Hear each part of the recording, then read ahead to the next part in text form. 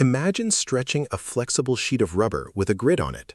If you pull it from different corners, the squares distort, bending into curved shapes. In standard calculus, the derivative tells us how a single variable changes along a line.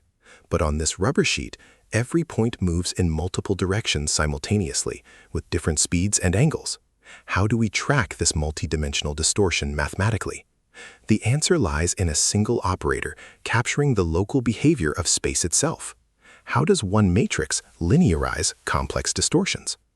To understand this, we must look at why standard tools break down.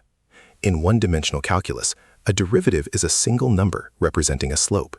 If you change x slightly, you multiply that change by the derivative to find the change in y. However, when inputs and outputs are multidimensional, a single slope no longer exists. We have a field where every input maps to new outputs. A single shift affects multiple variables simultaneously. How do we organize these cross-interactions across any number of dimensions without getting lost in equations? Consider stretching pizza dough.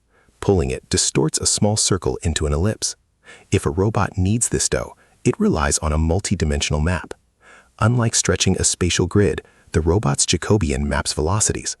It dictates exactly how rotational joint speeds translate into the hand's linear speed.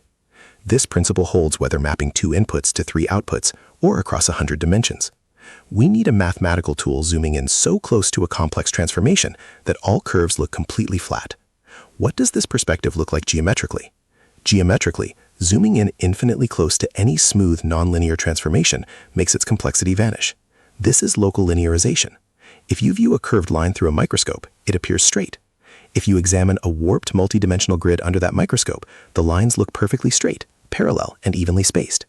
Locally, at any specific coordinate, the warp behaves exactly like a standard linear transformation.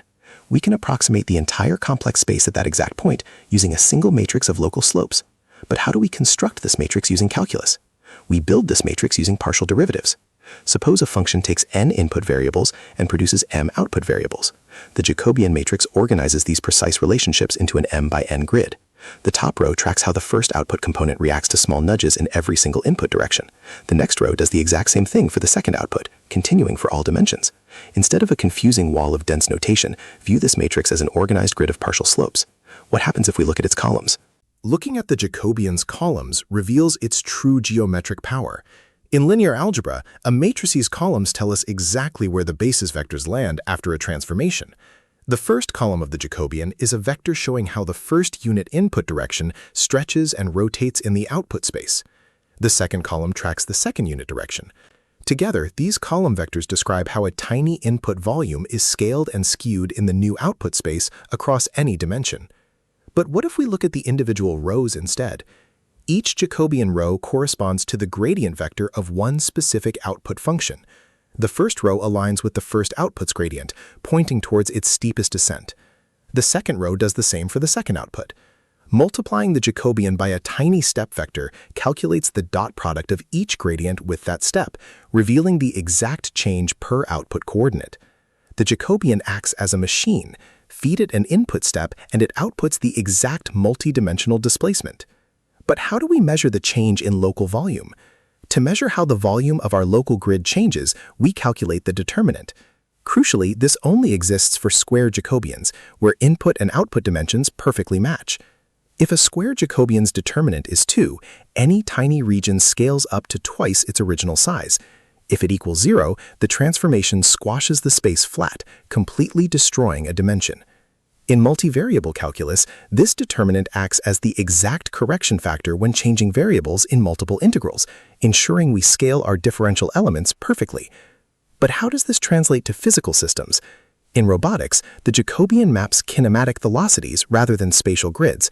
If an arm has several rotating joints, its Jacobian directly relates those instantaneous joint speeds to the gripper's Cartesian velocity.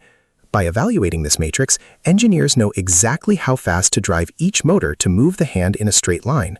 If a square configuration's determinant approaches 0, the arm hits a singularity, losing a degree of freedom. This algebraic mapping perfectly solves instantaneous kinematic velocities. But what happens when we need to analyze forces driving these continuous motions?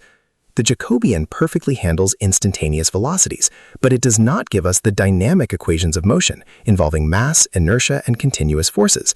Tracking how those dynamic physical systems evolve continuously over time requires solving complex differential equations. Calculating these intricate paths step by step in the time domain becomes computationally exhausting. We need a completely different tool that can take these complex linear differential equations and convert them into simple algebraic steps. The ultimate shortcut for solving these dynamic systems is waiting in the next video, while Laplace turns derivatives into multiplication.